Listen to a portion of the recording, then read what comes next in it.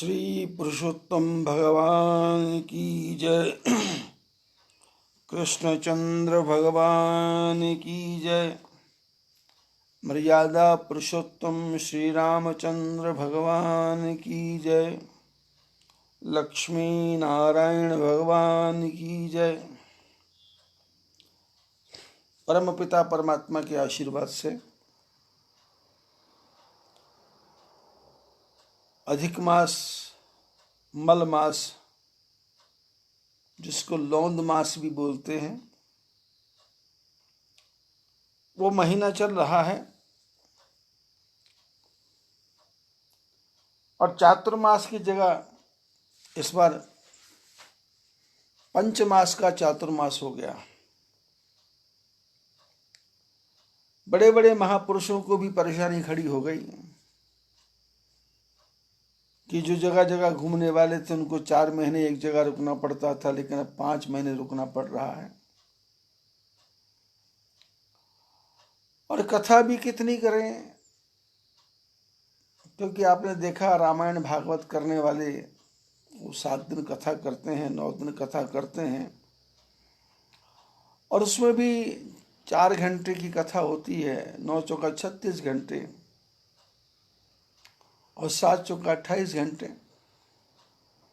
तो उसमें कुछ समय तो हनुमान चालीसा में चला जाता है, कुछ आरती में चला जाता है।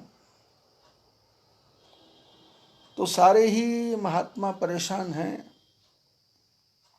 कि कथा करें तो कितनी कथा करें। लेकिन मेरे लिए ये समस्या नहीं है, क्योंकि मैंने तो अपने जीवन में साल साल भर कथा की है, 6-6 महीने कथा की है।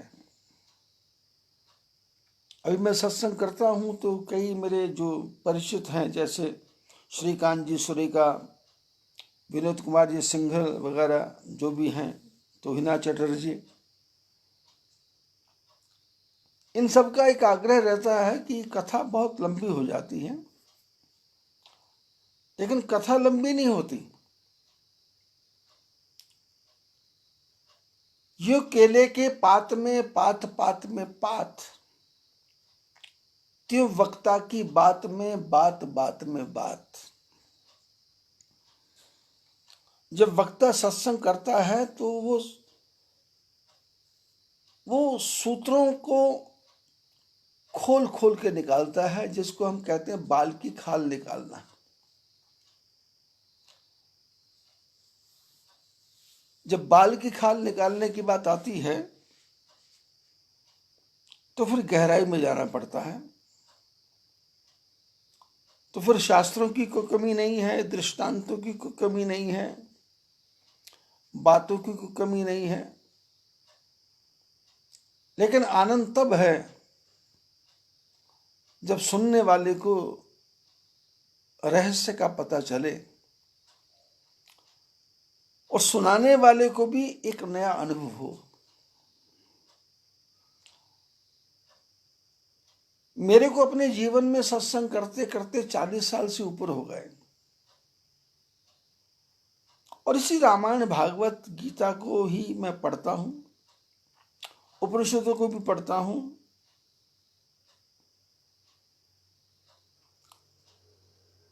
संहिताओं को भी पढ़ा, द्वैपायन, वशिष्ठाद्वैपायन, रामानंद जी महाराज, रामानंदाचार्य जी महाराज, जगद्गुरु शंकराचार्य जी के महाराज, इन सब के ग्रंथों को पढ़ा। लेकिन पढ़ते पढ़ते हर एक की बात में एक अलग प्रकार का अनुभव आया, जिसको हमारे शास्त्रों में संतों ने कहा मुंडे मुंडे मतर भिन्ना। जितने भी दिमाग हैं उतने ही मतियां हैं, उतने ही मत हैं, उतने ही मतांतर हैं। हर आदमी का अपना सिद्धांत है, हर स्त्री का अपना सिद्धांत है। एक बार मैं किसी विवाह में गया तो वहां पर लड़की पक्ष के लोग भी थे, लड़के पक्ष के लोग भी थे, और लड़के के पक्ष के ब्राह्मण भी आए थे और लड़के पक्ष के ब्राह्मण भी आए थे। तो जब विवाह का क्रम शुरू हुआ तो महिलाएं बैठी थी, तो पान के पत्ते के ऊपर हल्दी की गांठ रखनी थी। तो महिला पक्ष की बोलती थी कि गांठ नीचे रखनी है, और जो पुरुष पक्ष के लोग थे उनकी महिला बोलती थी कि गांठ पत्ते के ऊपर रखनी है। तो दोनों प्रकार के जो पंडित बैठे थे, दोनों पक्ष के पंडित बैठे थे, उन्होंने एक पत्ते पे उल्टी गांठ रख दी, एक पत्ते को सीधा करके रख दिया, एक गांठ के ऊपर पत्ता रख दिया, एक पत्ते पे गांठ रख दी। विवाह हो गया। विवाह होने के बाद में हम सब ब्राह्मणों के साथ बैठे,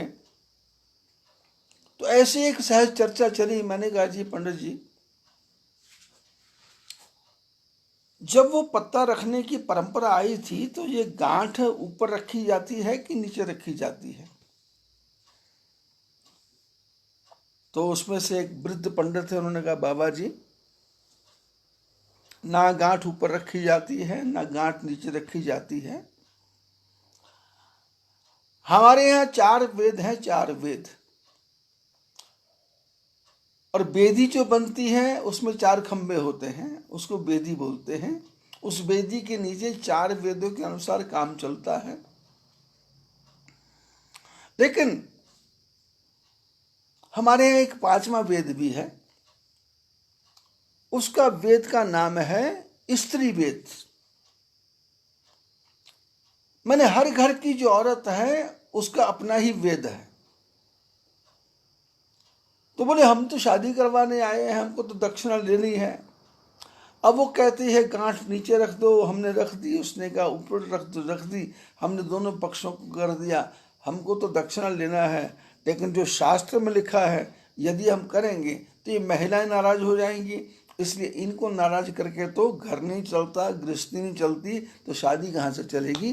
तो यहाँ पर 5वां वेद, 5वां वेद माने औरत का वेद, स्त्री का वेद। आदमी शादी में इंटरफियर नहीं करता, और आपने देखा होगा आदमी शादी में बैठते ही नहीं है, वो तो जबरदस्ती वाला सौदा है, बैठना पड़ रहा है फूफा को, मामा को। बाकी महिलाएं उसमें ज्यादा करती हैं। इसलिए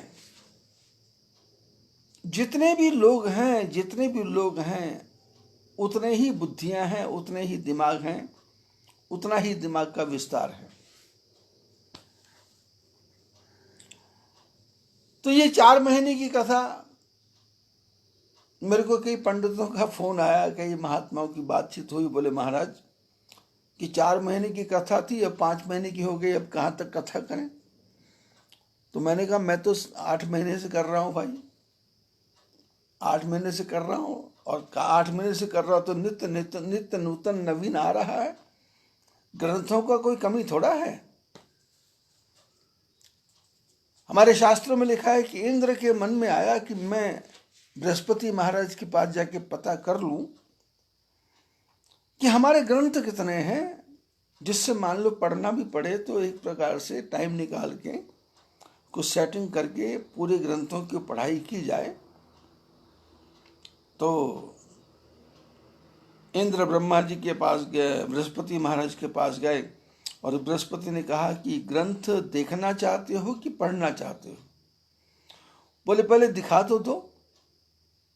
तो उन्होंने कहा बैठो मेरे सामने। तो बृहस्पति महाराज ने इंद्र के ऊपर हाथ रखा, सिर पे हाथ रखा, और हाथ रखते ही ग्रंथ जब चलने लगे तो अनेकों कल्प बीत गए, अनेकों युग बीत गए, पर ग्रंथ ही समाप्त नहीं हुआ था। ऐसी माया हुई कि उनको लगा कि कई कई युग बीत गए। तो बृहस्पति महाराज ने हाथ उठाया, और हाथ उठा करके पूछा इंद्र से कि कुछ दिखा? बोले दिखना क्या है, कई युग बीत गए, ग्रंथ खत्म ही नहीं हो रहे। तो बोले फिर? तो उन्होंने कहा ग्रंथ पढ़ना नहीं है, ग्रंथ को हृदय में धारण करना है। गोस्वामी जी ने रामायण के अंत में लिखा कि शत पंच चौपाई मनोहर जानी जो नर उर धरे।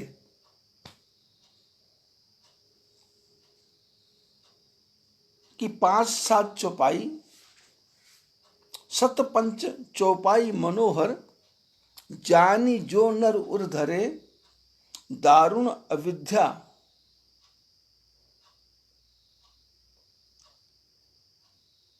बोले जो 5-7 चौपाइयां ही जान करके समझ करके, सतपंच चौपाई मनोहर जानी जो नर उर धरे, दारुण अविद्या पंच जनित विकार श्री रघुबर हरे। बोले पूरी रामायण नहीं, इस रामायण में से कोई 5-7 चौपाइयां ही उसको बड़े अच्छे ढंग से समझ करके जो प्राणी अपने हृदय में धारण कर लेगा, तो दारुण अविद्या, ये जो हमारे जीवन में अविद्या फैली हुई है कि क्या होगा, क्या बनेगा, मेरा क्या होगा, मेरे बच्चों का क्या होगा, मेरे परिवार का क्या होगा, ये पैसा रुकेगा ये नहीं रुकेगा, फैक्ट्री चलेगी ये नहीं चलेगी, दुकान चलेगी ये नहीं चलेगी, पति कहना मानेगा नहीं मानेगा, पति मर गया तो मेरा क्या होगा, पत्नी मर गई तो मेरा क्या होगा, पुत्र मर गया तो क्या होगा। दारुण अविद्या, ये दारुण अविद्या है। पंच जनित काम क्रोध लोभ मोह अहंकार, पंच जनित विकार श्री रघुबर हरे। भगवान राम इन सारे विकारों का हरण कर लेंगे। सारे ग्रंथों को पढ़ने की जरूरत नहीं है।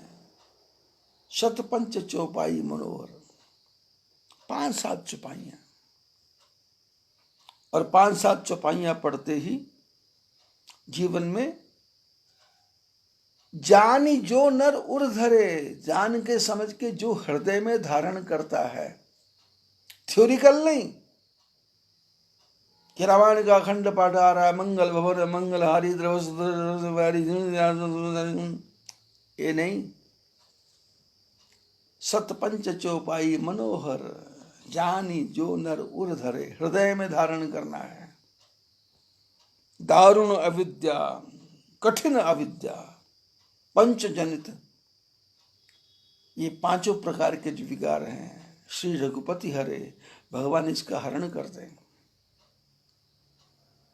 और यदि हम कथा करना चाहें तो इतने ग्रंथ हैं हमारे पास में, इतने ग्रंथ हैं, 4 वेद, 6 शास्त्र, 18 पुराण, 108 उपनिषद, 27 स्मृतियां,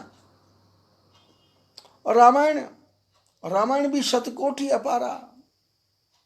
और उसके पास में गीता पे लोगों ने भाष्य लिखा, और लोग कविता लिखते जा रहे हैं, जिसके मन में जो आ रहा वो लिखता जा रहा है, और सब चाहता है कि मेरी कविता सर्वश्रेष्ठ है। तो कितने ग्रंथ हैं, आप कथा करते जाओ, समय खत्म हो जाएगा पर कथा खत्म नहीं होगी। और कथा के बीच में क्या है, जब आपको आनंद आने लग जाता है तो फिर आपका हृदय एक प्रकार से उसमें ओतप्रोत हो जाता है। ये पुरुषोत्तम मास की कथा है, ज्यादा लंबी चौड़ी नहीं है, 1 घंटा 40 मिनट की कथा है पुरुषोत्तम मास की, जो पूरा 1 महीना चलेगी। 1 घंटे 40 मिनट की कथा, अब 60 और 40 100 मिनट की कथा है। 1 महीना चलनी है तो मतलब 3 मिनट रोज कथा है पुरुषोत्तम मास की। लेकिन अब ब्राह्मण देवता कथा कर रहे हैं, अब 3 मिनट में कथा शुरू करेंगे तो आने वाला कब आएगा, बैठने वाला कब बैठेगा, प्रसाद वाला कब प्रसाद लाएगा, चौकी कब लगेगी, पंडित जी कब बैठेंगे, इतने में तो कथा शुरू होने से पहले तो खत्म ही हो जाएगी। तो फिर ब्राह्मण देवता क्या करते हैं, वो 3 मिनट की कथा में बात में से बात निकालते हैं और उसको फैलाते जाते हैं। और पुरुषोत्तम मास की कथा के शुरू में क्या है, वही सूत जी, शौनकादि ऋषि और वही नैमिषारण्य, और फिर वही सुखदेव जी महाराज आए। उनके बैठने के लिए आसन बनाया, आसन में बिठाया, बिठाने के बाद में कथा प्रारंभ हुई। और कथा में फिर वही परीक्षित, वही कृष्ण, वही पांडव।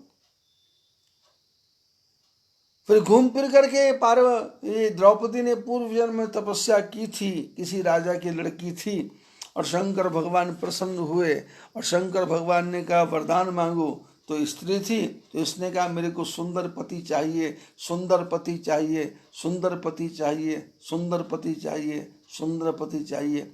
5 बार बोला। तो शंकर भगवान ने सुना इसने 5 बार बोला है, तो इसका मतलब ये 5 पति चाहती है। तो शंकर भगवान ने आशीर्वाद दे दिया कि तेरे को अगले जन्म में 5 पति मिलेंगे। अब पार्वती ने शंकर भगवान से कहा महाराज आप संसार के देवता हैं, एक आदमी की 5 पत्नियां होती हैं पर एक पत्नी के 5 पति होते हैं, ये तो आपको भी विचार करना चाहिए। तो शंकर ने कहा मैंने नहीं कहा, ये तो तुमने मांगा है, तुमने मांगा है तो मैंने दिया है। तो उसके परिणाम से 5 पति हुए। और उसके बाद में आगे जाके कथा आती है कि शंकर भगवान पार्वती शंकर भगवान को कथा सुना रहे हैं कि ये जो पुरुषोत्तम मास की कथा है, इसकी जब पूर्णाहुति होती है तो क्या करना पड़ता है। तो उन्होंने कहा कि 30 मालपुए बनाना है और उसको धागे के बंधन से बांध करके 30 मालपुए बना करके किसी ब्राह्मण को जाकर के भेंट दे देना है। तो इस प्रकार से कथा है। और कथा का विस्तार क्या है, 3-3 मिनट की रोज की कथा है, पर ब्राह्मण लोग उसको 3 मिनट का 1-1 घंटा 1.5 घंटे की बनाते हैं और उसका विस्तार करते हैं। एक जगह एक ब्राह्मण किसी परिवार में गए, ऐसे पुरुषोत्तम मास का महीना था, तो बोले कि भाई कथा करना है। तो पति पत्नी बड़े प्रसन्न हुए कि हमारा अहोभाग्य, आप जैसे महापुरुष हमारे घर में पधारे पुरुषोत्तम मास में, तो कौन सी कथा सुनाओगे। तो पंडित जी ने कहा कि ऐसा करते हैं कि भागवत की जगह मैं महाभारत की कथा ही सुना देता हूँ। तो उन्होंने कहा बहुत स्वागत है, महाभारत की कथा सुनाइए। तो महाभारत की कथा ब्राह्मण देवता ने बड़े प्रेम से सुनाई। 3-3 घंटे 4-4 घंटे रोज कथा होती थी। और पुरुषोत्तम मास का महीना आपको पता है, कपड़े के व्यापारी का काम भी नहीं चलता, सुनार का काम भी नहीं चलता, तो धंधा बंद था। तो उन्होंने कहा चलो कथा में ही लगा दें। जैसे आजकल ये थोड़ा सा संकट काल है, तो बाहर निकले तो कर्फ्यू है, या तो मास्क लगाओ, या तो 500 रुपये दंड दो, या तो घर में बैठो। और जब भी आप फ़ोन करोगे तो उसमें खांसी करते करते आदमी आता है, तो ऐसा लगता है कि भाई जो जिसको मैं फ़ोन कर रहा हूँ उसको खांसी हो गई ज़बरदस्ती। फिर वो बोलना शुरू कर देता है कि ये लॉकडाउन ये हो गया, फलाना हो गया, ठिकाना, बिना मतलब तमाशा बना रखा है। और आदमी सुनते सुनते ही ऐसा पजल हो जाता है कि क्या करे क्या नहीं करे, कहाँ दिमाग लगाए,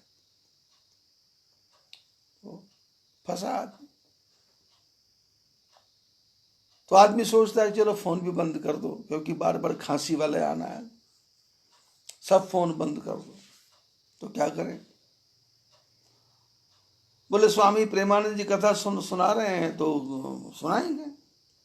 अब यहाँ तमाशा ये है कि कथा कब शुरू करनी है मेरे को पता नहीं है। और हालत ये है कि कल की जो कथा है वो सबसे ज्यादा लोगों ने सुनी फेसबुक पे, बाकी तो व्हाट्सएप पे भी आई और उसके बाद में यूट्यूब पे भी आई, और हजारों की संख्या में संसार में लोगों में फैली, सबने सुनी। पर कल सबसे ज़्यादा लोग फेसबुक पे थे, क्योंकि कल प्रातःकाल 5 बजे मैंने शुरू कर दिया था सत्संग, और कल वो मंत्र भी देना था, एक सर्व कामना सिद्ध मंत्र। तो उसके कारण भी लोगों ने कहा कि भाई मंत्र मिल जाए, मंत्र हो जाए, मंत्र हो जाए, मंत्र हो जाए। तो दे दिया मंत्र। अब वो पता तो है नहीं, कि शाम को 4 बजे शुरू करूँगा, 3 बजे शुरू करूँगा, 2 बजे शुरू करूँगा, रात को 1:30 बजे भी इस कथा की है, रात को 2 बजे भी कथा की है, प्रातःकाल 4 बजे भी कथा की है। लेकिन एक विचित्र बात मेरे को मिली कि जब भी मैंने सत्संग प्रारंभ किया तो 50, 60, 100 लोग तो लाइव थे ही। इसका अर्थ है कि कथा में आनंद आ रहा है, और कथा में आनंद का अर्थ है कि कथा समझ आ रही है, और कथा समझ के साथ में लोगों से चर्चा होती तो लोग बोलते हैं ये जो बातें आप कहते हैं यदि प्रैक्टिकल में जीवन में हो जाएं तो दुख तो संसार में है ही नहीं। दुख तो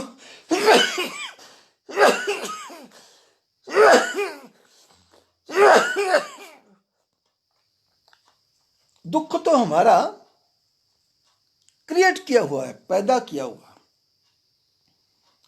हमने सुख को ही दुख में बदल दिया है, क्योंकि परमात्मा की सृष्टि में दुख नाम की चीज है ही नहीं। अब बिजली क्या है? बिजली है तो लाइट जलती है, फ्रिज चलता है,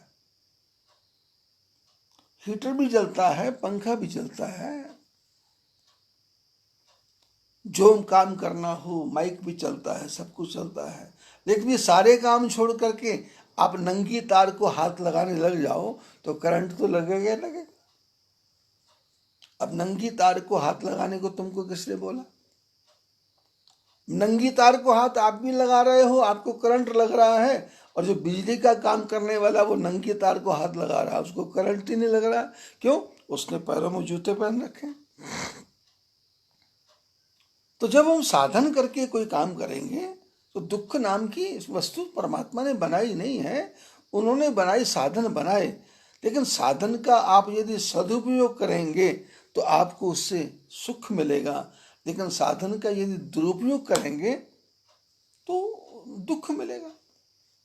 ये दो कान हैं, इससे अच्छी अच्छी बातें सुनेंगे, अच्छी अच्छी बातें ग्रहण करेंगे तो जीवन में विकास होगा। लेकिन इसमें निंदा, चुगली, दूसरे की बुराई सुनेंगे और उसको ग्रहण करेंगे तो फिर दो कान खराब हो जाएंगे। जीभ बनाई है, मीठी मीठी भाषा बोलोगे तो सामने वाले को बस में कर लोगे, लेकिन सामने वाले को माँ की, बहन की गाली निकालना शुरू कर दोगे तो सामने वाला तो तुम्हारे को जूते लेके मारेगा। अब आंखें दी हैं तो आंखें दी हैं देखने के लिए, लेकिन आप टकटकी लगा के किसी एक ही को देखते रहोगे तो उसके मन में शंका पैदा होगी। लेकिन आप आंख इसलिए देख रहे हो कि रास्ते का पत्थर दिखाई दे जाए, रास्ता साफ दिखाई दे जाए, मेरी चाल ठीक हो जाए, मेरे को कोई ठोकर ना लगे। तो यदि इस ढंग से करोगे तो किसी को क्या ऑब्जेक्शन है? हाथ दिए हैं संसार के काम करने के लिए दिए हैं, लेकिन आप इससे दूसरे की जेब ही काटने लग जाओगे तो फिर तो मार खानी ही पड़ेगी। और पैर दिए हैं चलने फिरने के लिए, लेकिन आप वैश्या के घर में जाना शुरू कर दोगे, बुरे लोगों के घर में जाना कर दो, रात की आधी रात को पड़ोसी की महिला के घर में घुसना चालू कर दोगे तो मार तो पड़ेगी पड़ेगी। पेट दिया है दाल रोटी खाने के लिए, लेकिन इसमें आप ठोकते जाओगे, ठोकते जाओगे, ठोकते जाओगे तो पेट भी कहाँ तक सहन करेगा? वो वॉमिट कर देगा, लूज मोशन कर देगा। तो शरीर में जितने भी अंग बने हैं, संसार में जितने भी साधन बने हैं, वो साधन सुख के हैं, लेकिन हमने उसको दुख में बदला। दुख था नहीं, हमने एक सामने से अपेक्षा की, ये ऐसा नहीं ऐसा होना चाहिए था। अब सृष्टि आपके ढंग से बनाएंगे तो उल्लू को तो फिर चाहिए कि दिन कभी होना ही नहीं चाहिए, और चोर को तो चाहिए कि चंद्रमा कभी निकलना ही नहीं चाहिए। उल्लू चाहता है सूरज न निकले, चोर चाहता है चंद्रमा न निकले, लेकिन सारी सृष्टि के लोग चाहते चंद्रमा भी निकले, सूर्य भी निकले। चोर ही चांदनी रात न भावा। और उल्लू से कोई बोले कि सूरज होता है, बोले दिमाग खराब हो रहा है, वो सूरज तो कभी होता ही नहीं है, मैंने कभी देखा ही नहीं। अंधकार एक बार भगवान के पास पहुंचा, प्रभु ये सूर्य मेरे को परेशान कर रहा है। भगवान ने कहा सूर्य आपको क्यों परेशान कर रहा है? बोले मेरे को टिकने ही नहीं देता, जैसे आता है मेरे को भगा देता है। भगवान ने कहा ऐसा करते हैं, सूर्य को भी बुला देते हैं और तुम भी खड़े रहो। तो अंधकार ने कहा वो आएगा तो मैं तो रुक ही नहीं पाऊंगा। तो भगवान ने कहा ठीक है, पहले सूर्य का बयान ले लेते हैं। सूर्य को बुलाया कि भाई तुम किसी को क्यों परेशान करते हो? सूर्य ने कहा क्या हुआ, मैंने क्या परेशान किया? बोले वो अंधकार कहता है कि तुम दुखी कर रहे हो। सूर्य ने कहा जी मैंने अंधकार कभी देखा ही नहीं, अंधकार कभी देखा ही नहीं। अंधकार सूर्य के एब्सेंस का नाम है, और आपके जीवन का जो दुख है वो परमात्मा की कृपा के एब्सेंस का नाम है। आपके जीवन में परमात्मा एब्सेंट हो गए तो आपको दुख दुख दिखाई देता है। लेकिन यदि भगवान प्रेजेंट हैं और आप जानते हो कि हर घड़ी हर क्षण भगवान मेरे पास है, तो फिर आपको दुख के बारे में तो सोचने की बात ही नहीं है। दुख नाम की चीज संसार में है ही नहीं, क्योंकि परमात्मा ने दुख बनाया ही नहीं है। अरे परमात्मा की छोड़ो, हम और आप जो लोग बैठे हैं कथा सुन रहे हैं, जब मैं सुना रहा हूं, मैं भी कभी नहीं चाहता कि मैं दुखी हूं और आप भी कभी नहीं चाहते दुखी हूं। लेकिन हमने साधन ऐसे बनाए कि हमने सुख को ही दुख में बदल दिया। यदि किसी ने शेल्टर दिया तो हमने अपेक्षाएं बढ़ा दी। वो पुरानी, बहुत पुरानी कथा याद आ गई मेरे को कि कोई ऊंट का व्यापारी अपने ऊंटों को लेकर के रेगिस्तान में जा रहा था। तो रेगिस्तान में जाता था तो टेंट लगाता था वहां। अब टेंट लगाता था तो ऊंटों को बाहर रखता था। तो व्यापारी जो है टेंट के अंदर रहता था, ऊंट बाहर रहते थे। और हालत ये हुई कि सर्दी बहुत ज्यादा थी। तो ऊंट ने देखा कि टेंट के बीच में से थोड़ी जगह खाली है, तो उसने अपना मुंह जो है टेंट के अंदर कर दिया। व्यापारी अपनी नींद में मस्त था, उसको ध्यान नहीं रहा। तो उसने सोचा कि शायद कोई मेरा बच्चा आया है, तो थोड़ा खिसक गया। तो ऊंट ने देखा जगह मिली है तो थोड़ा और घुस गया। जब और घुसा तो व्यापारी और खिसका, ऊंट और घुसा। तो हुआ क्या, धीरे धीरे करके करते व्यापारी टेंट के बाहर चला गया और ऊंट अंदर आ गया। ऊंट अंदर आ गया। जब ऊंट अंदर आ गया तो बाहर जब व्यापारी निकला टेंट के बाहर सोए सोए ही, तो जब उसको सर्दी लगी तो उसका आंख खुली। तो उसने देखा ये क्या हुआ? तो देखा ये कि ऊंट अंदर और मैं बाहर। ऐसे हमारी जीवन की हालत है। यदि हमको कोई सहारा देता है तो हम सोचते हैं हमको और चाहिए और चाहिए और चाहिए। अरे जितना मिल गया है उसी में भगवान का धन्यवाद समझ लो कि भाई इसने मेरे को इतना ही दे दिया, बहुत है, इतना ही काफ़ी है, बहुत है। लेकिन हम अपेक्षाएं ज़्यादा करते हैं, इच्छाएं ज़्यादा करते हैं, कामनाएं ज़्यादा करते हैं, हमारी लॉयल्टी ज़्यादा हो जाती है। मेरे मन के हिसाब से हो, मेरे सामने वाला जो बोले मेरे ढंग से बोले। अरे तुम्हारे पास तुम्हारी भाषा है, उसके पास उसकी भाषा है। तुम्हारे पास तुम्हारी बुद्धि है, उसके पास उसकी बुद्धि है। जितना उसका दिमाग है वो उस ढंग से बोलेगा, जितना आपके पास दिमाग है आप उसके ढंग से बोलोगे। इसलिए अपने दिमाग को ऐसा बना लो कि आपको दूसरे की बोली हुई भाषा नेगेटिव भी पॉजिटिव समझ आए।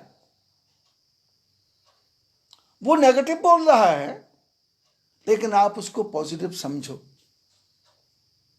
जिस दिन ये कला आपको आ गई, जिस दिन ये कला आपको आ गई कि सामने वाले ने नेगेटिव बोला और आपने उसको पॉजिटिव ले लिया, और आपने सोचा कि जिस जगह वो बोल रहा है उस जगह मैं होता तो मैं भी यही बोलता था, और वो बोल रहा है वो ठीक बोल रहा है, तो उसको पॉजिटिव में लेकर के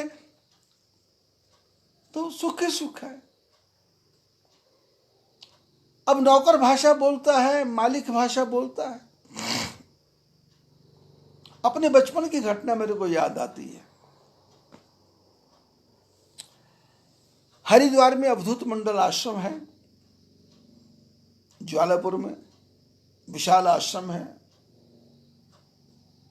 300-400 कमरे हैं, हनुमान जी का मंदिर है, राम लक्ष्मण जानकी का मंदिर है, लक्ष्मी नारायण का मंदिर है, राधा कृष्ण का मंदिर है, दुर्गा का मंदिर है, गणेश जी का मंदिर है, ऐसे 16-17 मंदिर हैं। तो वहाँ के जो मालिक थे, आश्रम के मालिक, मुखिया, जो जिनको मैं अपना विद्या गुरु भी समझता हूँ, उनको मानता भी हूँ, लेकिन अब उनका स्वर्गवास हो गया।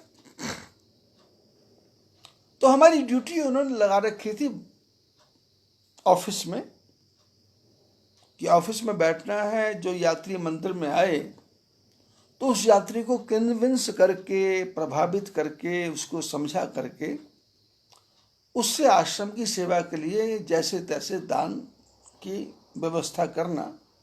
कोई 1 रुपया दे, कोई 2 रुपये दे, कोई 10 रुपये दे, कोई 5 रुपये दे, तो हमको वहाँ बिठाया जाता था। अब मेरी उम्र उस समय 17, 18, 19 साल की होगी और सबसे छोटा मैं था। लेकिन ठाकुर जी की कृपा से कैप्चर पावर, ग्रहण करने की शक्ति मेरी बचपन से इतनी ज़्यादा थी कि मैं किसी बात को भी 1-2 बार में ही समझ जाता था कि ये ऐसा होगा, ऐसा होगा, ऐसा होगा। तो मैं उसमें परफेक्ट हो गया कि जो यात्री आए उनको संतुष्ट कैसे करना है, समझाना कैसे है, और उनसे किस प्रकार से पैसा लेकर के आश्रम में काम में लगाना है।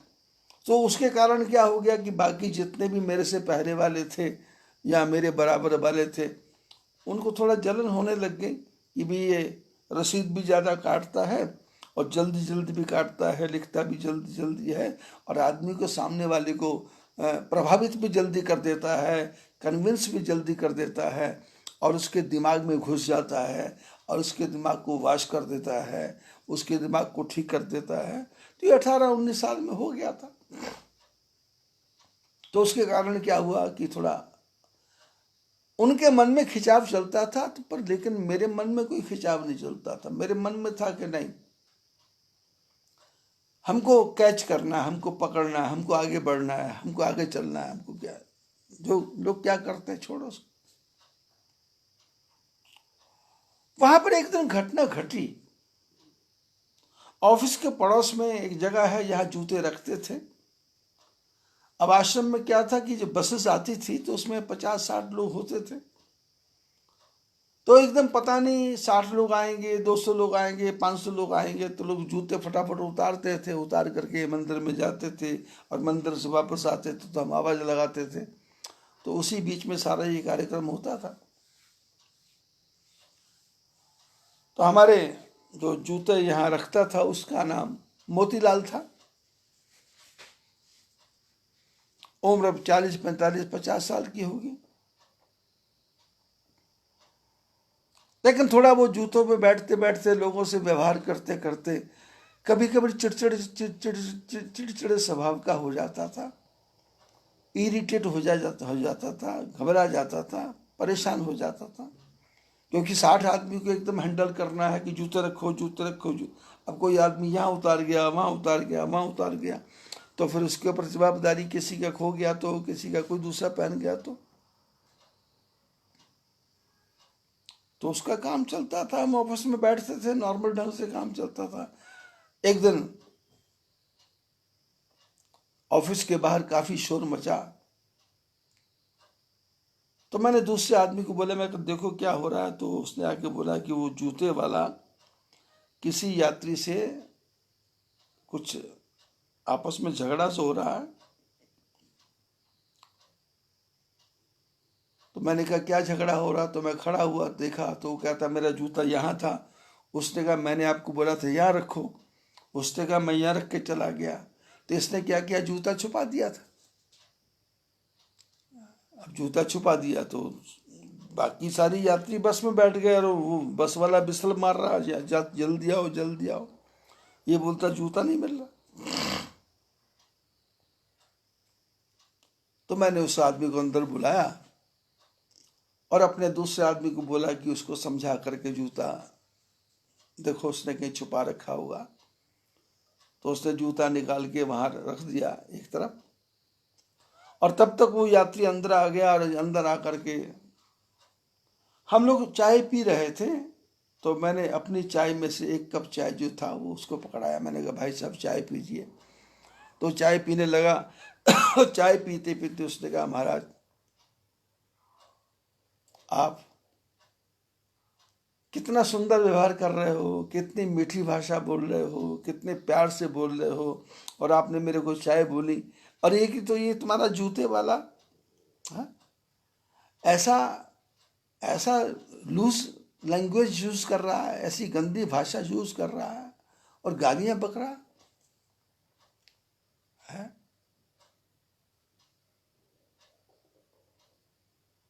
जैसे आप हैं, यदि ये भी ऐसे हो जाए तो फिर संसार स्वर्ग ना बन जाए। तो मैंने कहा भाई साहब आप मेरी बड़ाई कर रहे हो कि मेरी बुराई कर रहे हो? उसने कहा जी आपकी अच्छी बातें देख करके मैं आपकी बड़ाई कर रहा हूं। मैंने कहा देखो भाई, मैं अच्छी भाषा बोलता हूं तो मैं गद्दी पे बैठा हूं, और वो गंदी भाषा बोलता है वो तो जूतों पे बैठा है। यदि वो भी अच्छी भाषा बोलेगा तो वो गद्दी पे बैठेगा। वो जूतों पे इसलिए बैठा है कि उसको बोलने का ज्ञान नहीं है, और मैं गद्दी पे इसलिए बैठा हूं कि मेरे को बोलने का ज्ञान है। बस इतना ही जीवन का अंतर है। आप भी अपने परिवार में गद्दी पे बैठ सकते हो। आपको बैठे बैठे चाय आएगी, बैठे बैठे पानी आएगा, बैठे बैठे सब कुछ आएगा, पर कब आएगा? जब आप अपनी भाषा में सुधार करेंगे, जब अपने बुद्धि में सुधार करेंगे, जब अपने व्यवहार में सुधार करेंगे, तो आपको ऊंची से ऊंची पद भी मिलती चली जाएगी। दुख नहीं है, कष्ट नहीं है, लेकिन हमने अपने व्यवहार को ऐसा बनाया कि हमने सुख को दुख में बदल दिया है। और ये सारे संसार का हाल है। ये जो संक्रमण काल चल रहा है, पिछले 16 महीने से चल रहा है, अभी तो मार्च अप्रैल मई महीने तक चलेगा। लोग बड़ी बड़ी योजना बना रहे हैं। आज ही देहरादून से फोन आया किसी यात्री का कि हम बस लेके आ रहे हैं, तो कहाँ रुकना है, कैसे रुकना है? तो मैंने कहा भाई आश्रम में स्वागत है, चिंता वाली कोई बात नहीं। बोले होटल? मैंने कहा होटल कोई नहीं खुला, सब कुछ नहीं खुला, आपके पास भोजन बनाने का साधन है, आओ मेरे पास रुको। बोले पैसा? मैंने कहा पैसे की क्या जरूरत है, पैसा ठाकुर जी के पास बहुत, कृपा से बहुत है, आप आइए, आके रहिए, आनंद लीजिए। बाहर विदेश जो दूसरे महाराष्ट्र, गुजरात, राजस्थान में यात्री है, वो भी फोन कर रहे हैं महाराज रास्ता खुला क्या? मैंने कहा रास्ता तो खुला है, दर्शन किसके करने हैं? बोले बद्रीनाथ जी के। तो मैंने कहा वहीं बैठे बैठे कर लो, आंख बंद करो, बद्रीनाथ दिखाई दे जाएगा। और यहाँ रास्ते में आओगे, पुलिस वाले परेशान करेंगे, कोरोना वाले परेशान करेंगे, प्रशासन परेशान करेगा, तो यात्रा का आनंद आपका खराब हो जाएगा। इसलिए ये समय तो ऐसा है कि घर बैठे बैठे YouTube पे सत्संग सुनो स्वामी प्रेमानंद जी का। ये तो और भी बड़े बड़े महात्मा का सत्संग आ रहा है, उसको सुन करके आनंद लो। और घर बैठे बैठे ही नारद जी का दर्शन करो, उद्धव जी का दर्शन करो, कुबेर जी का दर्शन करो, गरुड़ जी का दर्शन करो, बद्रीनाथ का घर बैठे बैठे दर्शन करो। आंख बंद करोगे तो गर्म कुंड दिखाई देगा, आंख बंद करोगे तो विशाल ब्रह्मा जी का मस्तक दिखाई देगा, आंख बंद करोगे तो बद्रीनाथ की सीढ़ी दिखाई देगी। प्रश्न ये नहीं है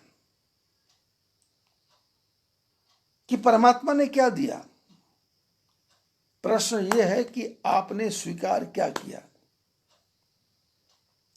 आप यदि पॉजिटिव हैं तो आपको हर क्षण, हर घड़ी, हर जगह आनंद ही आनंद आएगा। दान देने में भी आनंद आएगा, बिना दान दिए भी आनंद आ जाएगा, मंत्र जपने में भी आनंद आएगा, मंत्र नहीं जपने में भी आनंद आएगा। लेकिन आपकी वृत्ति क्या है? मुंडे मुंडे मतिर भिन्ना, जितने विश्व में 10 अरब की संख्या है मनुष्यों की, तो 10 अरब प्रकार के दिमाग हैं और 10 अरब प्रकार की वृत्तियां हैं। और फिर ये बाकी सृष्टि पेड़ों पर देखोगे तो तोतों की झुंड जा रहे हैं, ऊपर आसमान में देखोगे तो साइबेरिया से आने वाले हजारों की संख्या में पक्षी उड़ते जा रहे हैं।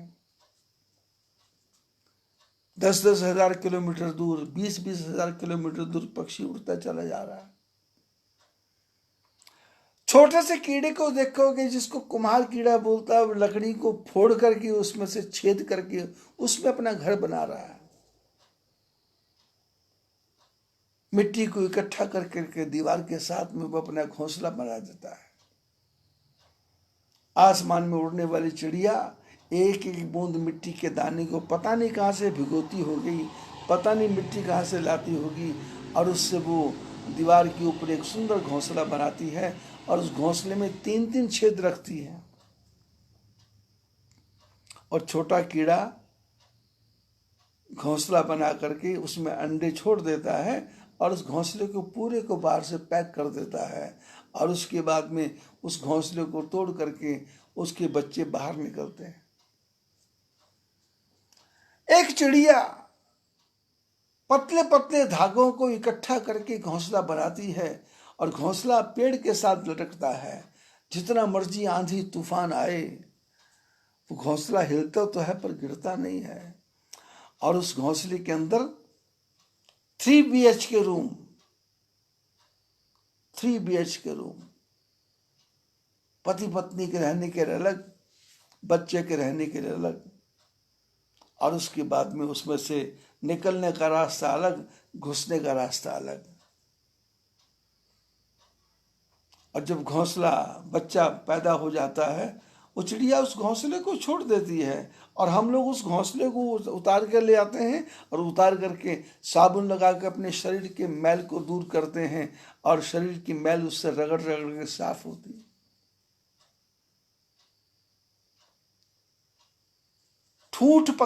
ठूठ पेड़ गंदा बेकार का पेड़, उसके ऊपर चील पक्षी पता नहीं कहां से बड़े बड़े डंडे ला करके मकान बना लेता है और उस ऊपर पेड़ के ऊपर हुआ करके अपने बच्चों को अंडों को देता है। फिर उसके बाद में अपने मुंह में अनाज लेके मांस लेकर के आता है और अपने बच्चों के मुंह के अंदर डालता है और बच्चे भी उसको खाते हैं। और किस प्रकार से वो चबाता होगा, किस प्रकार से वो उसको लुगदी बनाता होगा और किस प्रकार से वो उसको उसके मुंह में डालता होगा। मनुष्य तो माँ अपने बच्चे को दूध पिलाती है, फीडिंग करती है, लेकिन चिड़ियाओं को ये कौन सिखा रहा होगा? कुतिया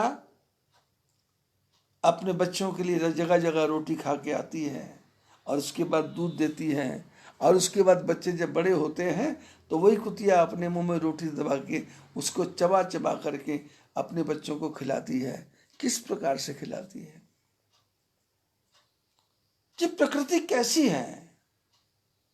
और जब इस प्रकृति की तरफ हम ध्यान से देखेंगे तो हमको दिखेगा कि भगवान ने 84 लाख प्रकार के जीव हैं, सबको पुरुषोत्तम बनाया है, सबको पुरुषोत्तम। हर आदमी, हर जीव अपने आप में एक्सपर्ट है।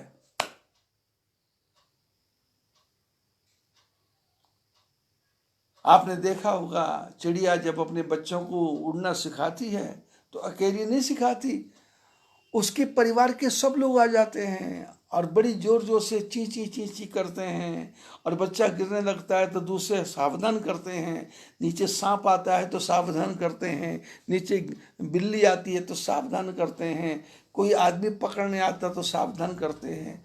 किस प्रकार से सारा परिवार इकट्ठा होकर के उस बच्चे को उड़ना सिखाता है और उड़ा उड़ा के उसको आकाश की ऊंचाइयों पर ले जाता है। किस प्रकार से करता है। ये पुरुषोत्तम मास की कथा क्या है? 100 मिनट की कथा है, 3 मिनट रोज करनी है। कई लोगों को मेरा पास फोन आया कि आप पुरुषोत्तम मास की कथा नहीं कर रहे। तो मैंने कहा भाई पुरुषोत्तम मास की कथा तो 100 मिनट की है। अब एक दिन वो कथा करूंगा तो आप सब लोग भाग जाओगे, आप लोग नहीं सुनोगे, क्योंकि भाई सुन के फायदा क्या। इसलिए मैं उसमें से थोड़ा सा चैप्टर लेता हूँ और फिर अपनी कथा जो भी रामायण की, भागवत की, गीता की, उपदेश की और अपने जीवन के अनुभव, स्वांता सुखाय तुलसी रघुनाथ गाथा, कुछ जो मैंने सुनी है, जो कुछ मेरे जो जीवन का अनुभव है, जो मेरे ऊपर घटा है। लोग कहते हैं ना कि जग बीती सुनना है कि आप बीती। बोले जग बीती सुन करके क्या फायदा, आप बीती सुनाओ। हमारे घर में जो बड़े बूढ़े हैं वो आप बीती सुनाते हैं कि कहाँ गांव में रहते थे, कहाँ से आए थे, कहाँ आके बसे थे और क्या था क्या नहीं था। मैं महाराष्ट्र जाता हूँ जिस बंगले में, तो उसकी 4थी मंजिल में एक वृद्ध रहते हैं जिनकी उम्र 105 साल हो गई। तो आज भी चलते फिरते हैं। तो उनकी बहू से पूछो, पिताजी ससुर साहब, बोले 105 साल के हो गए, अभी भी उनको सब कुछ याद है। वो आके जब कभी बैठते हैं तो सुनाते हैं कि क्या हमने स्ट्रगल देखा, क्या हमने मेहनत की, क्या हमने खेती की, क्या हमने काम किया। तो उनकी एक एक बात सुनने के बाद आनंद आता है। जग बीती सुनने से आनंद नहीं आता, आप बीती प्रैक्टिकल। अब प्रैक्टिकल में यदि झूठ मिल जाएगा तो मामला गड़बड़ हो जाएगा। गांधी जी की किताबों को लोग क्यों पढ़ते हैं? लोग कि उन्होंने अपने जीवन का प्रैक्टिकल लिख दिया, जो साफ था एज इट इज लिख दिया, तो पढ़ने में आनंद आता है। रविंद्रनाथ टैगोर की भाषा को सुनने में क्यों आनंद आता है? उन्होंने जो अपनी भाषा थी उसको गीतबद्ध किया और उसकी धुनें बनाई। दुनिया पागल हो रही। तो ये पुरुषोत्तम मास क्या है? पुरुषोत्तम मैंने ऐसा महीना जिसको मल मास कहा गया। जैसे हम और आप हैं, हमारे परिवार के लोग क्या कहते हैं? तेरे को कुछ नहीं आता, तेरे को कुछ नहीं आता, तेरे को कुछ नहीं आता। मैंने मल मास। कोई बच्चा बेचारा भोला भाला हो तो लोग, घर के लोग बोल ही देते हैं कि तेरे को क्या समझता है, चुप बैठ, तेरे को क्या समझता है, चुप बैठ। और उसको समझता सब कुछ है। जैसे हमारा शिष्य परिवार है, रामेश्वर झुंझुनू वाला परिवार, जिनके 4 बेटे हैं, एक चला गया, स्वर्ग हो गया, और उनके घर में संजू का छोटा भाई, उसका बेटा एक सीधा साधा है। तो बचपन से लोग समझते थे सीधा साधा है, ये भोला भाला है, इसको कोई बुद्धि नहीं है। लेकिन वो बच्चा इतना कैच कर रहा है बात को कि वो सामने जो लोग बैठे हैं उनकी बातों को बड़े ध्यान से सुनता है और उसको दोबारा पूछो तो सारी बात बता देगा, जबकि लोग घर वाले इसको पागल कहते हैं। इसको मलमास कहते हैं, मलमास। परमात्मा ने किसी को भी मल नहीं बनाया। हाँ, मल से शरीर बनाया। ये शरीर मल है। आपका मेरा शरीर मल ही है, लेकिन मल इसको जब ठाकुर जी के साथ लगाएंगे तो ये पुरुषोत्तम हो जाएगा, ये ठाकुर जी का हो जाएगा। तो अपनी रामायण की कथा भी थोड़ी थोड़ी चल रही है। बाग तड़ाग विलो की प्रभु हर्षे बंधु समेत, परम रम्य आराम यह जो रामे सुख देत। राघवेंद्र सरकार ने जनकपुर के बगीचों को देखा, तालाबों को देखा, और राम लक्ष्मण दोनों भाई बड़े प्रसन्न हो रहे हैं। बोले कैसे प्रसन्न है? बोले परम रम्य आराम यह है। बोले ये जो आराम है, जो भगवान के नेत्रों को आराम दे रहा है, ये परम रम्य है, ये परम सौभाग्यशाली है, ये परम किस्मत वाला है, ये परमोत्कृष्ट है। बोले क्यों? बोले जो राम ही सुख देखे, राम ने बनाया है, राम जी के बनाई चीज राम को ही सुख दे रही है, तो परम रम्य आराम यह है। अपनी बनाई चीज हर एक को अच्छी लगती है।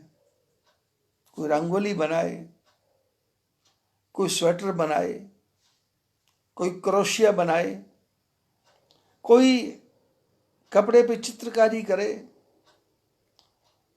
कोई कारपेंटर टेबल बना दे, खिलौना बना दे। तो जब वो बनाता है तो उसको तो आनंद ही आता है कि मैं ठीक बना रहा हूं। और यदि कोई दूसरा आके उसकी बड़ाई कर दे तो उसको और भी आनंद आता है कि मेरी बनाई चीज ठीक है। लेकिन संसार में अवगुण यह है कि संसार अपनी बनाई चीज को तो सर्वश्रेष्ठ कहता है, पर दूसरे की चीज को बनाए को उसको बेकार ही कहता है। जैसे भोजन के बारे में चर्चा है, हर महिला को अपना बनाया भोजन अच्छा लगता है, लेकिन उस महिला को दूसरे का बनाया भोजन जल्दी से पसंद नहीं आता, जल्दी से पसंद नहीं आता। हजारों में से कोई एक दो माताएं होती हैं जिनको सबका भोजन पसंद आता है। अब जैसे मेरे पास 2 बच्चे हैं, अब वो जैसा बनाते हैं मैं खा लेता हूं। आज मैंने कहा कि भाई मूंग की दाल की खिचड़ी बना दो, तो उन्होंने उड़द की दाल की खिचड़ी बना दी और ला करके मेरे यहाँ थाली भर के रख दी। अब मैंने देखा कि उड़द की दाल की खिचड़ी है, बोला था मूंग की दाल की, तो ठीक है। अब मैंने उसको उड़द की दाल को मूंग की दाल की समझ के ही खा लिया, और नमक देखा तो उसमें है ही नहीं। अब नहीं है तो कोई बात नहीं, डॉक्टर ने मना किया है कि बीपी हाई हो तो नमक नहीं खाना चाहिए, तो सोच लिया कि बीपी हाई होगा जिससे नमक मत खाओ। अब दही था तो उसमें भी नमक मिर्च मसाला कुछ नहीं, तो डाला और घोल गाल के खिचड़ी बना के खा लिया, और खाने के बाद सत्संग शुरू कर दी। कभी वो मसाला ज़्यादा डाल देते हैं, कभी मसाला कम डाल देते हैं, कभी अच्छा बना देते हैं, कभी बुरा बना देते हैं। लेकिन अब देखने में अच्छा बुरा है, लेकिन जब हृदय में संतुष्टि है कि भैया अब इनके सिवाय तो मेरा गुजारा है नहीं, इसलिए इन्हीं को ही प्रसाद समझ के खा लो, तो फिर यदि बोलूंगा भी तो चिढ़ जाएंगे, वो कहेंगे हम नौकरी छोड़ के जा रहे हैं तो मैं किसको ढूंढूंगा। इसलिए फायदा इसी में है कि जो है उन्हीं से गुजारा कर लो। बहुत अच्छा बना भैया, खाना बहुत बढ़िया बना, अच्छा लगा है। कल शाम को वो ककड़ी काट के लाए और कड़वी ककड़ी ला के मेरे सामने रख दी, तो फिर उन्होंने खाई वो ककड़ी, तो बोले कड़वी थी, बोले उठा के ले जाए। मैंने कहा उठा के क्या ले जाना है, कड़वी ककड़ी कोई तो खाएगा, तो मैं कड़वी ककड़ी खा गया। अब कड़वी ककड़ी खा गया तो क्या समझ के खाया, भाई करेला भी कड़वा होता है, ककड़ी भी कड़वी होती है, खाया और रात निकल गई। रात में थोड़ी परेशानी हुई ककड़ी से, लेकिन सोचा भाई इस ककड़ी ने जाके अंदर के सारे कचरे को साफ कर दिया, गंदगी साफ कर दी और शरीर शुद्ध हो गया, बढ़िया हो गया। अब खिचड़ी मिल गई। मैंने हर परिस्थिति में, हर जगह में आपको यदि जीना आ गया तो फिर झगड़ा नहीं है। परम रम्य आराम जो है, जो राम ही सुख देत। राम जी की सृष्टि बनाई हुई है और राम जी को सुख दे रही है, तो बोले इससे बढ़िया क्या है। चाहूं दिस चितई पूछ माली गन, लगे लैन फल फूल मुदित मन। राम लक्ष्मण चारों तरफ बगीचे में देख रहे हैं, तो माली दूर दूर बैठे हैं, और मालियों से जाके पूछा कि हमारे गुरुदेव ने भेजा है, हम बगीचे में से पुष्प ले लें क्या। तो मालियों ने कहा हम दे दें। बोले नहीं, गुरुदेव ने हमको आज्ञा दी है। तो तो मालियों ने कहा बगीचा आपका है, लीजिए। और आपने रामायण की चौपाई को बड़े ध्यान से देखा होगा। चाहूं दिस चितई पूछ मालीगन, लगे लैन फल फूल मुदित मन। गुरुजी ने भेजा था फूल लेने के लिए। गुरुजी ने फलों की चर्चा नहीं की थी। लैन प्रसून चले दो भाई। गुरुजी की आज्ञा को पाकर के दोनों भाई प्रसून लेने चले। प्रसून माने पुष्प। पेड़ का प्रसून क्या है? पेड़ का प्रसून है पुष्प, और प्रसून का प्रसून क्या है? फल। प्रसून माने पेड़ की प्रसन्नता है पुष्प, और पुष्प की प्रसन्नता क्या? फल। और गुरुदेव ने भेजा था पुष्प लेने के लिए। लेकिन जब राम जी पेड़ के पास पहुंचे तो पेड़ों ने कहा आप फूल तोड़ोगे? नहीं नहीं, हम स्वयं ही गिर रहे हैं, आप तो लो, हाथ पे पकड़ो। जैसे कोई दे रहा तो हम कैच कर रहे हैं। तो राम जी तोड़ नहीं रहे, लगे लाइन, फूल लेने लगे। तो फल ने कहा कि मेरा नंबर कब आएगा? तो फल गिर गया, तो राम जी ने ले लिया। तो फूल ने कहा फल ही लोगे, मेरे को नहीं लोगे? भगवान ने कहा उसको भी ले लिया। लगे लैन फल फूल मुदित मन। फलों को भी ले रहे हैं, फूलों को भी ले रहे हैं। लगे लैन फल फूल मुदित मन। फूलों को भी ले रहे हैं, फलों को भी ले रहे हैं। तोड़ना नहीं पड़ रहा, पेड़ अपने आप ही झड़ के दे रहे हैं कि परमात्मा के ऐसा ना हो जाए मैं पीछे छूट जाऊं, मैं पीछे छूट जाऊं। तो पेड़ों में से फल भी गिर रहे हैं, फूल भी गिर रहे हैं। लगे लैन फल फूल मुदित मन। और राम जी कहते हैं फल प्रसन्न होके ले रहे हैं, फूल प्रसन्न होके ले रहे हैं। तही अवसर सीता तह आई, गिरिजा पूजन जननी पठाई। उसी समय सीता जी वहां बगीचे में आ गई। ये सीता जी क्यों आई है? माता जी ने गौरी माता का पूजन करने के लिए भेजा है। गिरिजा पूजन जननी पठाई, संग सखी सब सुभग सयानी, गावहि गीत मनोहर बाणी। सर समीप गिरिजा गृह सोहा, वर्णि न जाई देख मन मोहा। सीता जी के साथ में सुंदर सुंदर सखियां कैसी हैं? सुभग सयानी। जो सयानी है, बुद्धिमान है, समझदार है। और सीता जी के साथ में गीतों का गायन करती करती चल रही हैं। तालाब है, तालाब के पास में गौरी माता का मंदिर है। वर्णि न जाई देख मन मोहा। ऐसा सुंदर भगवान का, भगवती का मंदिर है कि उसका वर्णन ही नहीं किया जा सकता। और तालाब के अंदर सब सखियों ने स्नान किया, और स्नान करने के बाद में प्रसन्न मन से गौरी माता के मंदिर में गई और पूजा कीन अधिक अनुरागा, निज अनुरूप सुभग वर मांगा। सीता जी ने, सखियों ने गौरी माता का पूजन किया बहुत ही प्यार से, अनुराग से। और पूजा करने के बाद में माता जी से कहा कि माता जी जैसी मैं हूं, मेरे अनुसार मेरे को पति मिलना चाहिए। और आजकल क्या हो रहा है, लड़कियों को लड़कों की फोटो दिखाओ तो उनको पसंद ही नहीं है। कारण क्या हो गया कि पहले 15-16 साल की उम्र में बेटी की शादी करते थे तो माँ बाप यहाँ करते थे, शादी हो जाती थी। लेकिन अब बच्चे को पूरा पढ़ा करके अपने पैरों पर खड़ा करेंगे, अपने पैरों पर खड़ा करेंगे, अपने पैरों पर खड़ा करेंगे, और वो इस प्रकार से अपने पैरों पर खड़ी हो जाती है कि उसको दूसरा आदमी अपने पैरों पर खड़ा दिखाई ही नहीं देता। लड़की पहले पूछ रही थी सैलरी कितनी है, 15,000। रहता कहाँ? बोले गांव में। तो बोले मेरे को नहीं करना। किससे करना है? बोले जो 1 करोड़ रुपए कमाता हो, 2 करोड़ रुपए कमाता हो, 4 करोड़ रुपए कमाता हो।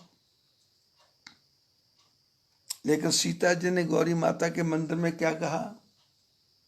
निज अनुरूप सुभग वर मांगा। अपने अनुरूप माता जी मेरे को वरदान दो। ऐसा सीता जी ने गौरी माता से प्रार्थना की। एक सखी सिय संग बिहाई, गई रही देखन फुलवाई। तही दो बंधु विलो के जाई, प्रेम विवश सीता पहीं आई। एक सखी सीता जी को छोड़ करके बगीचे में थोड़ा घूमने चली गई थी, तो वहां उसने राम लक्ष्मण जी को देखा, और देख करके इसका मन तो इतना आनंद में आ गया कि ये भाग करके सीता जी के पास आ गई। और लोगों ने देखा कि ये जो सखी गई थी, इसकी तो हालत ही खराब है। तासु दशा देखी सखिन, पुलक गात जल नयन।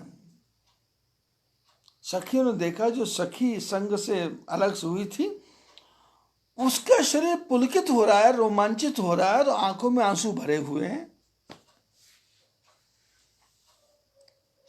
कहु कारण निज हर्ष कर, पूछे सब मृदुबान। सारी सखियों ने पूछा, भाई तेरी इतनी खुशी का कारण क्या है? तू इतनी खुश क्यों है? तेरी आंखों में आंसू क्यों निकल रहे हैं? तो सारी मीठी भाषा में पूछ रही हैं। तो सखी ने कहा कि देखन बाग कुंवर दुआए, बै किशोर सब भांति सुहाए। श्याम गौर किमि कहो बखानी, गिरा अनयन नयन बिनुबानी। उसने कहा कि 2 राजकुमार सांवले गोरे बगीचे को देखने के लिए आए हैं, और दोनों की किशोर अवस्था है, और हर प्रकार से सुंदर है। बै किशोर सब भांति सुहाए। तो लोगों ने पूछा, तुम कुछ बोलना चाहती हो? बोले श्याम गौर किमि कहो बखानी। एक सांवला है, एक गोरा है, पर मैं उसकी व्याख्या करूं तो कैसे? मैं बोलूं तो कैसे? मैं समझाऊं तो कैसे? मैं आपके सामने उनके बारे में वर्णन करूं तो कैसे? मैं आपको पेश करूं तो कैसे? बोले क्यों, हुआ क्या है? बोले गिरा अनयन। ये जो जीव है, इसकी आंखें नहीं है। जो बोलना चाहती है उसने देखा नहीं है, और जिन्होंने आंखों ने देखा है उसके पास बोलने की शक्ति नहीं है। आंखों ने देखा पर बोल नहीं सकती, पर वाणी बोलना चाहती है। इन्होंने देखा नहीं, तो गिरा अनयन नयन बिनु बानी। सुन हर्षी सब सखी से आनी, सिय ही अति उत्कंठा जानी। सारी सखियों ने जब सुना तो सब बड़ी प्रसन्न हुई, और इधर सब सखियों ने धीरे से अपनी सीता जी की तरफ देखा, तो लगा कि सीता जी के मन में भी कुछ कुछ हो रहा है, उत्कंठा हो रही है, इच्छा हो रही।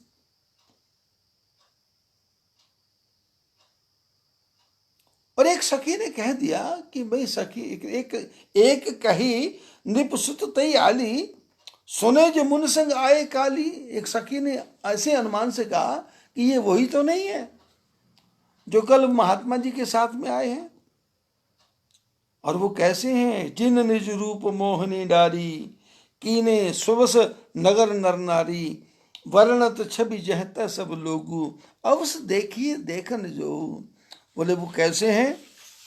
वो जिन्होंने अपने रूप की मोहिनी पूरे जनकपुर में डाल दी है और जनकपुर के सारे स्त्री पुरुषों को अपने बस में कर लिया है, और सब जगह उन्हीं की चर्चा होती है, सब जगह उन्हीं की बातें होती है, सब जगह उन्हीं के। इसलिए अवश्य देखिए देखने योग्य, जरूर देखना चाहिए, ये तो देखने के लायक हैं, देखने के योग्य हैं।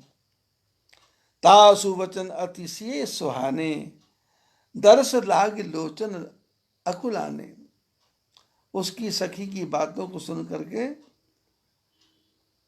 सीता जी को बड़ा अच्छा लगा कि चलो इन्होंने हाथों भरी, और दर्श लागी लोचन अकुलाने, सीता जी की आंखें ललचा गई कि मैं जाकर के दर्शन करूं। चली अग्र करी प्रिय सखी सोई, प्रीति पुरातन लखे न कोई। जिस सखी ने आगे संदेशा दिया था उसी सखी को आगे करके सारी सखियां उसको आगे करके लेके जा रही हैं। इसका अर्थ क्या है? यह गुरु शिष्य का भाव है। जिसने परमात्मा को देख लिया उसको आगे करके चलो और उसके पीछे पीछे करो, तो आप परमात्मा के पास पहुंच जाओगे, नारायण के पास पहुंच जाओगे, आनंद का वातावरण होगा। सुमरि सिय नारद वचन उपजी प्रीति पुनीत, चकित विलोकति सकल दिशि जनु से सुमृगी सभीत। सीता जी ने जब राम जी के बारे में सोचा तो उनको नारद जी के वचनों की याद आ गई। सुमरि सिय नारद वचन उपजी प्रीति पुनीत। नारद जी को अपनी पुनीत प्रीति याद आ गई। नारद जी ने जो कहा था कि तेरे को ऐसे ऐसे राम मिलेंगे, तो चकित विलोकित सकल दिशि, चारों तरफ आंखें खोल खोल के देख रही कि कहाँ है कहाँ है कहाँ है। कैसे? जैसे कोई मृग का बच्चा हो, वो चंचल आंखें घुमा घुमा के देखता है, ऐसे सीता जी देख रही हैं। और सीता जी जब चल रही है तो कंकण किंकिणी नूपुर धुन सुनी। सीता जी चलती है तो उनके पैर के जो जो पायजेब है, कंकण किंकिणी नूपुर धुन सुनी। सीता जी के पैर की पायजेब की आवाज जब राम जी ने सुनी, कहत लखन सन राम हृदय गुनी। लक्ष्मण, राम जी लक्ष्मण से सीता जी के पैर की पायजेब की आवाज सुन करके उस पर विचार करके लक्ष्मण से बोले, हृदय गुनी, हृदय में विचार किया। क्योंकि हमारे शास्त्रों में वर्णन है, किसी के पैर की आवाज धप धप करके चलता है, कोई पैरों की चप्पल को चटका चटका के चलता है, कोई पैरों को ठोक ठोक के चलता है। उसी से पता लग जाता है कि ये किस कैटेगरी का है। ये चेहरे को देखने की आवश्यकता नहीं है।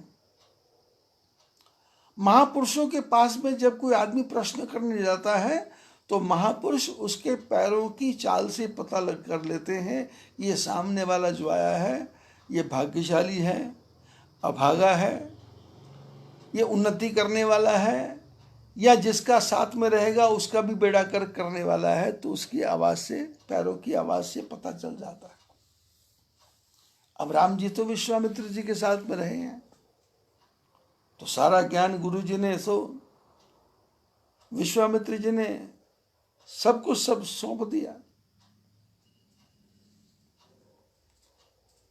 गुरु जी ने पहचाना कि ये भगवान है, तो आयुध सर्व समर्पिके, गुरुदेव ने अपने जीवन के जो भी गुण थे वो सारे के सारे राम को दे दिए थे। उसमें ये गुण भी है कि आदमी की आंख से पहचान लेना ये क्या है, आदमी के बोलने से पहचान लेना ये क्या है, आदमी के चलने से पहचान लेना ये क्या है, आदमी के उठने बैठने से पहचान लेना ये क्या है। आप बैठे हैं और आपके सामने कोई आदमी आया, वो आपके सामने बैठा तो उसके प्रश्न का उत्तर अलग होगा, वो आपके बाईं तरफ बैठा तो उसके प्रश्न का उत्तर अलग होगा, वो आपके दाहिनी तरफ बैठा तो उसके प्रश्न का उत्तर अलग होगा। वो प्रश्न कर रहा है तो आपकी सांस दाहिनी चल रही है कि बाईं चल रही है, तो प्रश्न के उत्तर अलग अलग हो जाएंगे। और सामने वाले की दाईं सांस चल रही है या बाईं सांस चल रही है, उसका उत्तर अलग हो जाएगा। और सामने वाले ने आपको 3 पुष्प दिए हैं, 4 पुष्प दिए हैं, 5 पुष्प दिए हैं, एक भी पुष्प नहीं दिया, 1 फल दिया है, 2 फल दिया है, तो उन सब से प्रश्नों के उत्तर सहज भाव से मिल जाते हैं। जो विद्वान लोग हैं वो इसी प्रकार की भाषा से आदमी को उत्तर देते हैं। कई लोग आते हैं, बाबा जी हाथ देखना जानते हो? अरे हाथ देखना क्या है, हमने तो तुम जब कमरे में घुसे थे तो ही देख लिया था कि तुम क्या हो, हाथ क्या देखना। अरे जो चलाक चलाक रसोईया है वो कुकर की सीटियां नहीं गिनता, वो तो कुकर की सीटी में से जो हवा निकल रही है बाहर, उसमें जो खुशबू आ रही है, उसी से बता देता है कि चावल पक गए। सब्जी पक गई है, सीटियां नहीं गिनते, सब्जी की महक से पता लगता सब्जी पक गई। तवे पर फुलका फुलाना है तो उसमें टेक्निक नहीं है, यदि थोड़ी बुद्धि है तो फुलका फूल जाएगा, लेकिन शर्त यह है कि आटा ठीक से गूंदा है क्या, पेड़ा ठीक से बना है क्या, और पेड़ा बनने के बाद में रोटी ठीक से बेली है क्या। यदि रोटी ठीक से बिली है, पेड़ा ठीक से बना है, आटा ठीक से गूंदा है, तो फिर तवे पे पड़ी हुई रोटी अपने आप ही बोलती है मेरे को पलटो। और यदि आप नहीं पलटेंगे तो वो छेद हो जाएंगे, सड़ जाएगी, फूक जाएगी, गल जाएगी, खराब हो जाएगी। मेरे जीवन में कई घटनाएं ऐसी आती हैं, मैं परिवारों में जाता हूं तो अक्सर देखता हूं कि एक एक रोटी में 20-20 छेद तो होते ही हैं। फिर मैं मन में विचार करता हूं कि इनका पति या इनके बच्चे किस प्रकार खाते होंगे। तो फिर मैं उनके किचन में जाता हूं तो जाके देखता हूं कि तवा जो है वो पूरा मैल से भरा हुआ है, तवे के ऊपर भी घी घी लगा है, तवे के नीचे भी घी पड़ पड़ के वो नीचे मोटी परत जम गई है। और दादी नानी के जमाने का तवा घिसते घिसते पपड़ी सा हो गया है, लेकिन वो पता नहीं कौन सा लोभ है, तवा ही नहीं बदल रहा है। तो फिर मैं जा करके उनके किचन में बोलता हूँ कोई पत्थर लेके आओ, वो पत्थर लेके आते, फिर मैं उनको तवा रगड़ के दिखाता हूँ, इसको साफ करो। फिर साफ करने के बाद में फिर मैं उठा के देखता हूँ भाई तब तवा तो बहुत हल्का है, शाम को मोटा तवा लेके आओ।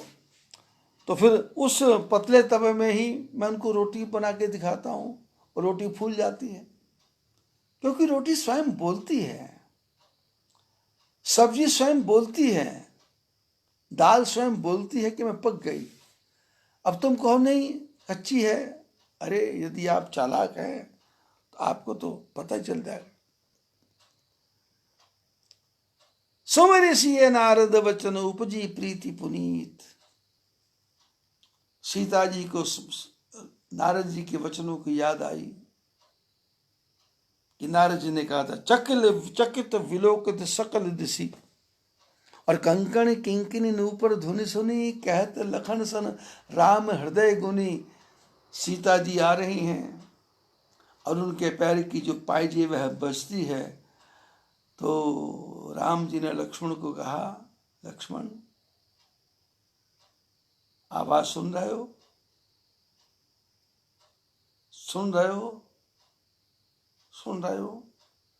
अब लक्ष्मण जी का तो इस तरफ कोई ध्यान ही नहीं है।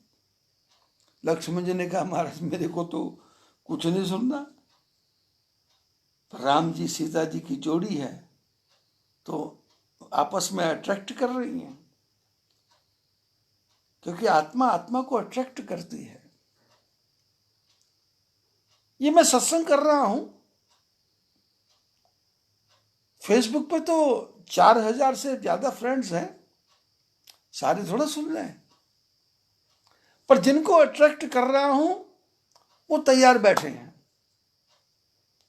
और वो आगे भेज रहे हैं, और जिनको भेज रहे हैं वो उनको कह रहे हैं कि हमको इन बातों में कोई इंटरेस्ट नहीं है, तो वो कहते हैं कि भाई एक बार 2 बार सुन के तो देखो, 3 बार सुन के देखो, तो फिर वो 3 बार सुनता है, तो फिर उसी का मैसेज आता है कि बहुत अच्छा सत्संग था, बहुत अच्छा सत्संग था। सत्संग अच्छा नहीं था, पूर्व जन्म के मेरे जो उनके संबंध हैं वो ठाकुर जी खींच खींच के बहाने से, कोई ना कोई बहाने से वो मेरे पास लेके आ रहे हैं, धीरे धीरे करते करते खींच खींच के लेके आ रहे हैं। कहाँ जूनागढ़ के सचिन भाई, कहाँ अहमदाबाद के, कहाँ भरूच के, कहाँ केरल के, कहाँ नागपुर के, कहाँ अरुणाचल प्रदेश के, नागालैंड के, त्रिपुरा के, मेघालय के। यही फेसबुक है। पर जिनकी पूर्व जन्म का हमारा उनका संबंध है, वो बहाना चाहिए, बहाना।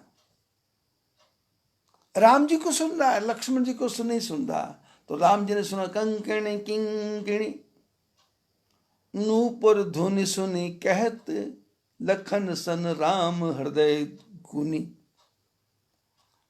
मनहु मदन दुंदवी दीनी मनसा विश्व विजय कह कीनी अस कही फिर चितई चहूरा सिय मुख शशि भय नयन चकोरा भय विलोचन चारु अचंचल मनहु प्रकृति निमित तजयु दिगंचल।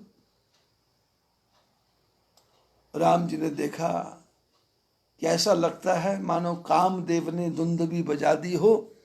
राम जी को जीतने के लिए वो कामदेव अपने मन से पूरे विश्व को जीतना चाहता है।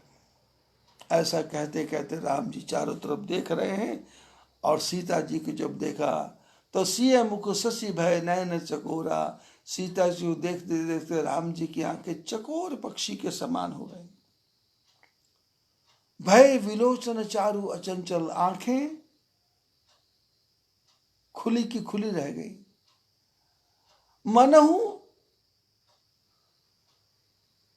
मनहु सकुच निमि तजियो दिगंचल। राजा जनक के पिता का नाम निमि है, निमि।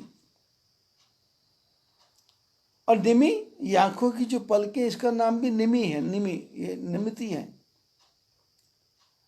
तो बोले भगवान का दर्शन करने के लिए जो आंखें पलके हैं, ये निमि राजा ने झपकना बंद कर दिया, खुली की खुली रह गई। मनहु सकुच निमि तजियो दिगंचल, बोले संकोच के कारण निमि ने झुकना बंद कर दिया कि झुकूंगी तो ठाकुर जी को, सीता जी का दर्शन नहीं होगा।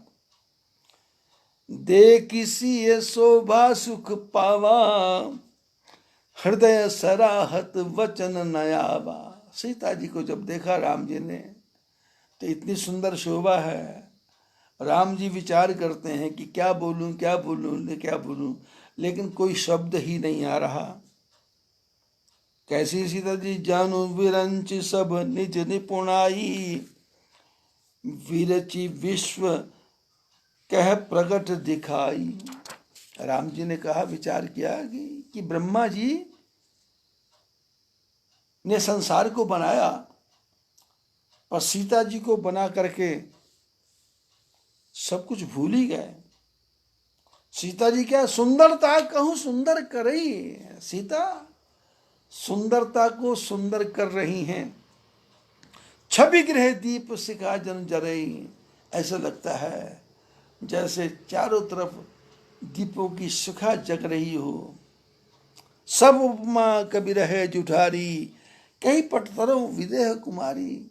राम जी ने कहा, लक्ष्मण मैं किस चीज की उपमा दूं, सारी उपमाएं झूठी हैं, सारी उपमाएं झूठी हैं। शुद्ध कोई नहीं है। सिए शोभा ही वर्णि प्रभु आपन दशा विचार, बोले सुच मन अनुज सन वचन समय अनुहार। सीता जी की शोभा को देखा तो राम जी हृदय में वर्णन करते हैं, पर वर्णन करते करते विचार करने लगे कि अरे मैं अपने छोटे भाई से क्या क्या बोल रहा हूँ, ये शोभा वाली बात नहीं है।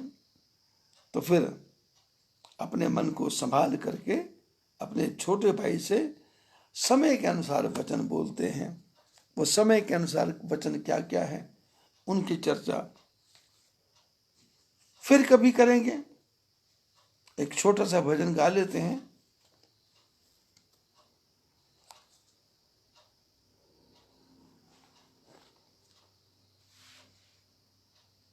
क्या हाल कहूं अपने घर का, सुख तो है लेकिन चैन नहीं। क्या हाल कहूं अपने घर का, सुख तो है लेकिन चैन नहीं।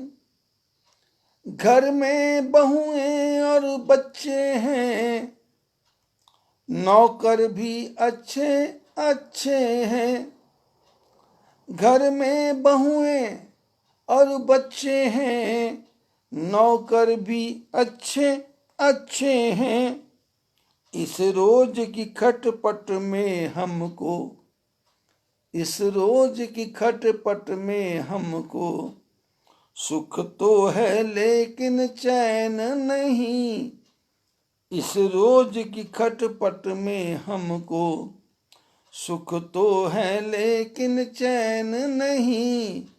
क्या हाल कहूं अपने घर का, सुख तो है लेकिन चैन नहीं। शट रस के भोजन मिलते हैं, बिजली के पंखे चलते हैं। शट रस के भोजन मिलते हैं, बिजली के पंखे चलते हैं। है बर्फ के टुकड़े थर्मस में, है बर्फ के टुकड़े थर्मस में, सुख तो है लेकिन चैन नहीं। है बर्फ के टुकड़े थर्मस में, सुख तो है लेकिन चैन नहीं। जो हमको मिलने आते हैं, यशमान बड़ाई गाते हैं।